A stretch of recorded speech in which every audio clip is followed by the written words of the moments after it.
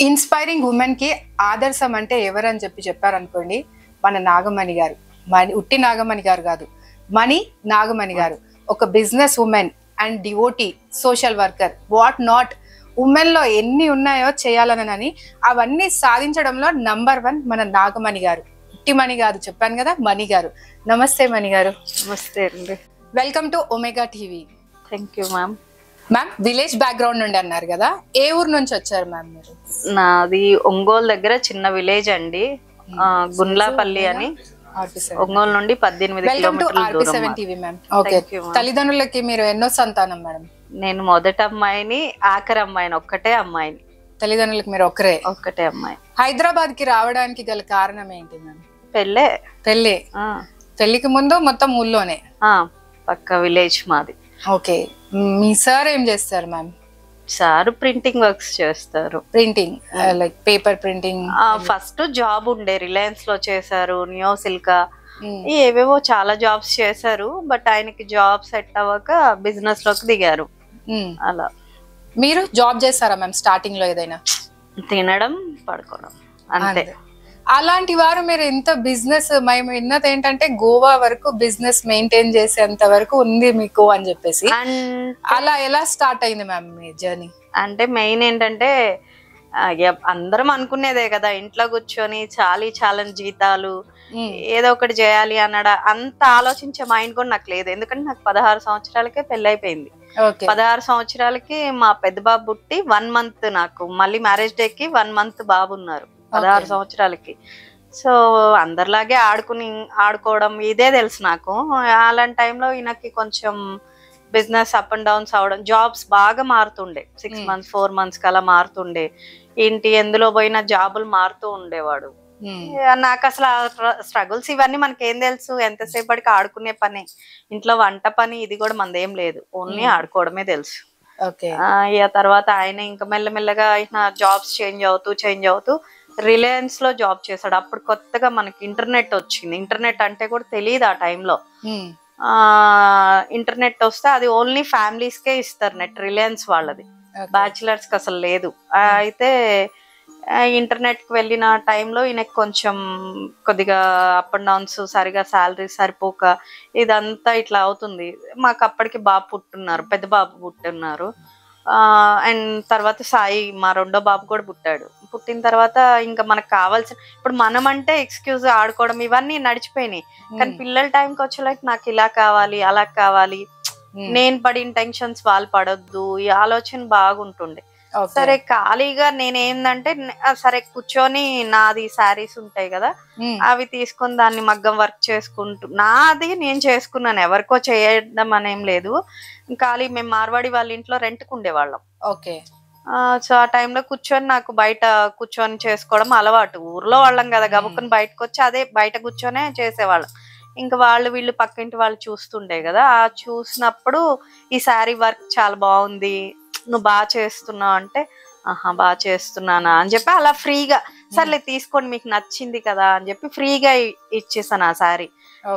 నాకు అంతా 250 రూపాయలు ఖర్చు. అది మా మమ్మీ ఇంటికి వెళ్తే మామూలు ప్లెయిన్ శారీ పెడితే ఏదో కూర్చొని టైం పాస్ కి చేసిన వర్క్, అలా ఆంటీ గారు ఫ్రీగా ఇచ్చాను. కానీ అది ఆమె ఏం చేసిందంటే, కట్టుకొని ఫంక్షన్కి వెళ్ళొచ్చు, నాకు అందరు బాగుంది అని చెప్పి ఇంకా 2-3 శారీస్ తెచ్చి నాకు వర్క్ చేసి ఇవ్వవా, ఒక శారీకి 5000 ఇస్తాను అని చెప్పి.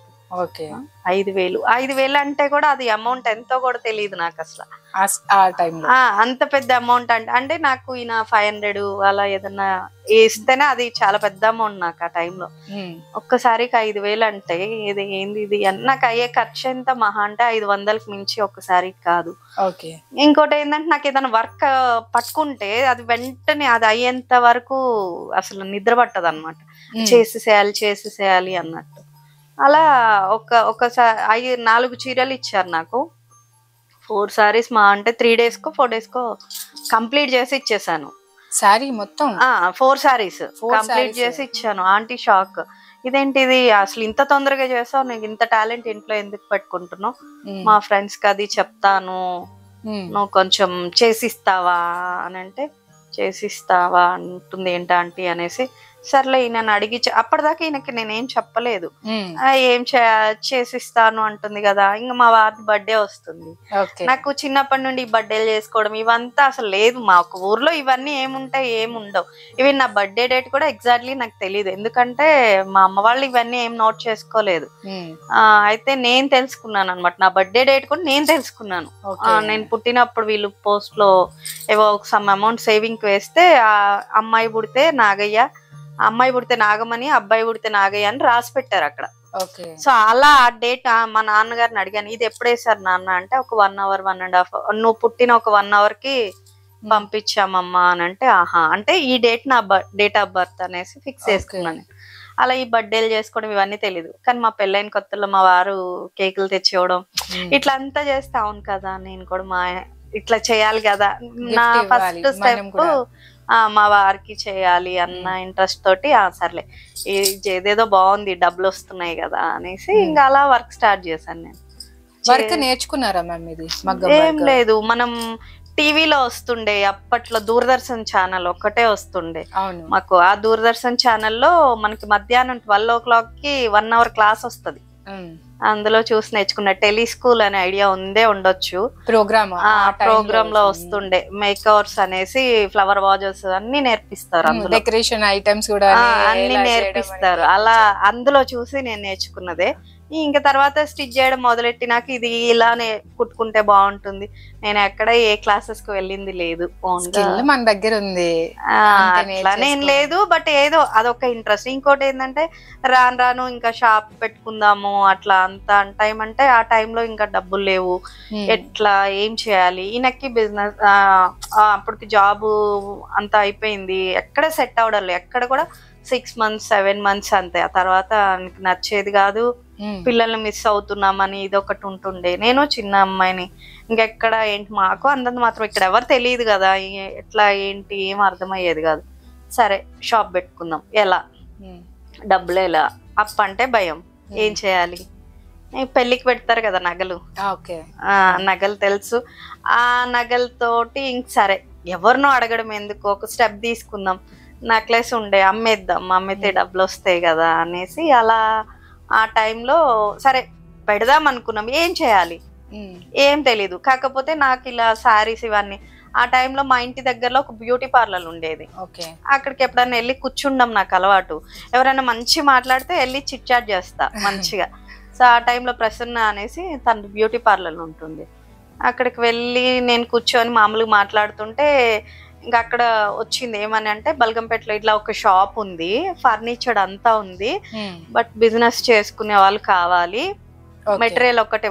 ఇది బాగుంది కదా, మనం ఏం రెంట్ ఎక్కువ పెట్టే పని లేదు, మెటీరియల్ అంతా ఉంది, జస్ట్ మనం ఒక 50,000 అడ్వాన్స్ ఇవ్వాలి, ఎవ్రీ మంత్ 7,000 ఏమో సమ్ రెంట్. ఓకే ఇదేదో బాగుంది. బ్యాంగిల్ స్టోర్ ఏం చేయాలి, మనకు అసలు నాలెడ్జే లేదు అందులో. బ్యాంగిల్ స్టోర్ ఎలా నాలెడ్జే లేదు. బ్యాంగిల్ స్టోర్ అంటున్నారు. మా ఓనర్స్ బ్యాంగిల్ స్టోర్ బోరబండలో ఉంటది, మేము ఉండేది బల్కంపేట. సో ఆంటీ వాళ్ళతో వెళ్ళి డిస్కస్ చేశాను, ఇలా పెట్టాలనుకుంటే నీకేంటి ప్రాబ్లం, మేమంతా నడిపిస్తాం. మరి ఎంటర్సే గానీ పేరుకి నేను వాళ్ళ ఇంట్లో పెద్ద అమ్మాయిలాగా కమాండ్ చేస్తూ తిరిగేదాన్ని, నన్ను అలా బాగా చూసుకునేవాళ్ళు వాళ్ళు. సరే మేము అందరం హెల్ప్ చేస్తాం, నువ్వేం టెన్షన్ పడకు, స్టార్ట్ చేద్దామంటే సరే ఓకే డన్.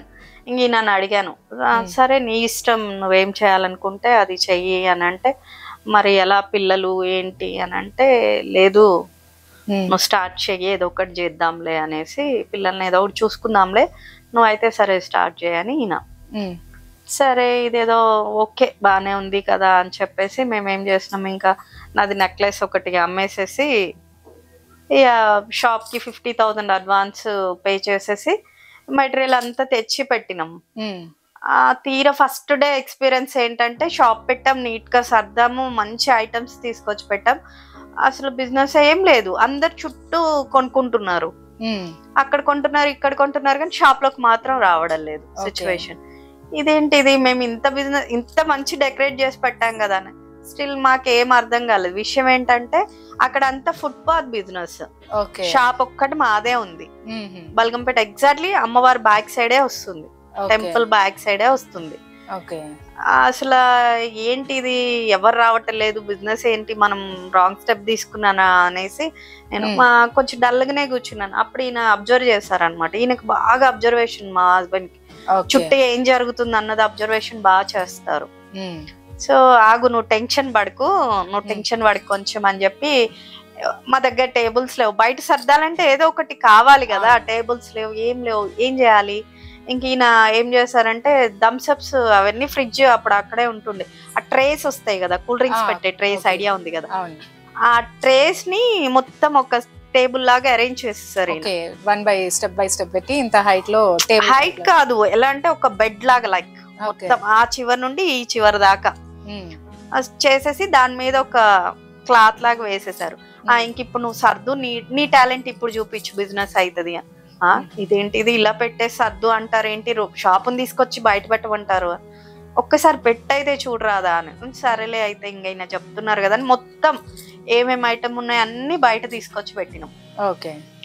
ఆ రోజు మేమే ఊహించలేదు, మాకు 78,030 రూపాయలు మా ఫస్ట్ ఇన్కమ్. నేను నెక్లెస్ అమ్మితే వచ్చింది 60,000, మాకు ఫస్ట్ డే వచ్చింది 78,000 చిల్లర వచ్చింది, 30 రూపాయలు. ఈ రోజుకి నాకు అది బాగా గుర్తు, ఎందుకంటే ఆ అమౌంట్ అలాగే తీసుకెళ్లి మేము గుళ్ళో ఇచ్చేసాం. ఫస్ట్ డే మాకు అసలు అవుతుందో లేని బిజినెస్ టైమ్ అలాంటిది. అంటే మా వారు అప్పటికన్నా మొత్తం ఇచ్చేస్తున్నాం, మరి ఏంటి అంటే అసలు ఈ రోజు బిజినెస్ అవుతుందని మనం అనుకోలేదు కదా, అయింది, ఓకే తీసుకెళ్లి గుళ్ళో ఇచ్చేద్దాం అని చెప్పి గుళ్ళో ఇచ్చేసాం. ఆ రోజు నుండి ఈ రోజు వరకు మేము తిరిగి చూసుకోలేదంటే అమ్మవారి దయ చెప్పాలంటే. అలా ఆ షాప్ బిజినెస్ అలా బిజినెస్ లోకి వచ్చా నేను. ఓకే, కంప్లీట్ గా ఆ బిజినెస్ అంతా. మరి అది ఎందుకు స్టాప్ అయిపోయింది మ్యామ్? స్టాప్ ఏం అవ్వలేదు, యాక్చువల్లీ డెవలప్ చేసాము, 5 years కంటిన్యూ చేసాము. కంటిన్యూ చేస్తున్న టైంలోనే నాకేంటంటే, ఇప్పుడు ఒక్క దగ్గరే ఆగిపోలేం కదా, ఇప్పుడు పిల్లలు ఎదుగుతున్నారు, అది స్లమ్ ఏరియా, కొంచెం తాగేసి అట్లంతా గొడవలు అవుతాయి. మనం అదే ఏరియాలో ఉంటే మళ్ళీ పిల్లలు డిస్టర్బ్ అవుతారు కదా, ఇద్దరు కాస్త ముగ్గురు అయ్యారు మా అబ్బాయిలు, ఇంకా అప్పుడు డిస్టర్బ్ అవుతుంది కదా. సో ఏం చేయాలి, సో మా దగ్గరికి డైలీ రెగ్యులర్ ఫైనాన్స్ ఒక అతను వస్తుండే, అశోక్ పటేల్ గారు అని చెప్పి డైలీ ఫైనాన్స్ ఇస్తుండే. రెగ్యులర్ గా ఆయన అడుగుతుండేదాన్ని, మీకు ఇస్తే ఎంత కమిషన్ వస్తుంది ఏంటి, ఇవంతా మనం మాట్లాడుతూ ఉండేది. ఇదేంటి అమ్మాయి తీసుకుంటదేమో అనేసి ఆయన కూడా చాలా ఇంట్రెస్ట్ గా చెప్పేవాడు ఈ స్టోరీ నాకు, ఇంత వస్తుంది అని చెప్పేసి. సరే ఓకే బానే ఉంది, మనకి ఎలాగో వీక్లీ ఇంత అమౌంట్ వస్తుంది కదా, మన ఖర్చులు ఎంత పోతుంది ఏంటి ఇవన్నీ చూసుకొని నేను మీకు అమౌంట్ ఇస్తాను, మీరు నాకు ఎంత కమిషన్ ఇస్తారని ఫైనాన్స్ లోకి వెళ్ళాం. అలా ఫైనాన్స్ లోకి వెళ్తే సరే ఆయన కూడా బాగానే చెప్పారు, మనకి అడిగినంత ఎక్స్పెక్టేషన్ అంత ఇచ్చారు. ఇదేదో బానే ఉంది కదా, ఇటు షాపు అటు ఫైనాన్స్ రెండు నడుస్తున్నాయి, డైలీ ఫైనాన్స్ బానే ఉంది. అలా అలా అలా కొంచెం సర్కిల్ పెరుగుతుంది కదా ఫైనాన్స్ అనగానే, ఇంకా 1 by 1 పెరుగుతుంది.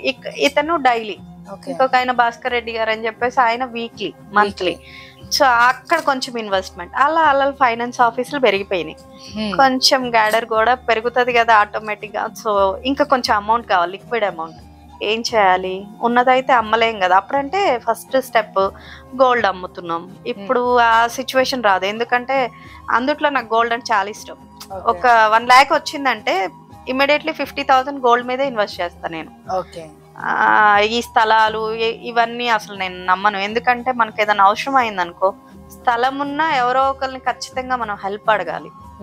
మా దగ్గర ఈ ల్యాండ్ ఉంది మీరు పెట్టుకోండి అనేసి మనం ఎక్స్క్యూజెస్ అడగాలి. అదే గోల్డ్ అనుకో ఎవరిని అడిగే పని లేదు, టైంకి తీసుకెళ్లి నీకు ఓపిక ఉంది విడిపించుకుంటావు అనే నమ్మకం ఉంది అనుకో, చక్కగా మనం పెడతాము తెచ్చుకుంటాం, లేదంటే సేల్ చేసేస్తాం, నో ఇష్యూ, తెచ్చేసుకుంటాం. అలాంటిది బాగుంటుండే నాకు. గోల్డ్ లేదు, మరి ఏం చేయాలి, షాప్ రైట్, ఇది డెవలప్మెంట్. అప్పుడు నాకు అసలు ఈ సేలింగ్స్ ఇవన్నీ తెలియదు కదా, వచ్చి అడగగానే సరే ఓకే సేల్ చేసేస్తాను, 5 lakhs కి సేల్ చేద్దాం అని చెప్పి ఇద్దరం ఎందుకంటే మేము పెట్టింది 50,000. ఇది కూడా అసలు ఎంత పెద్ద ఇష్యూ అయింది అనుకున్నారు. షాప్ అయితే మాకు ఇక్కడ మళ్ళీ చీటింగే. షాప్ మెయిన్ ఏమైపోయిందంటే, షాప్ మాకు ఇచ్చిండు ఓనర్ వేరు, అసలు ఓనర్ వేరు,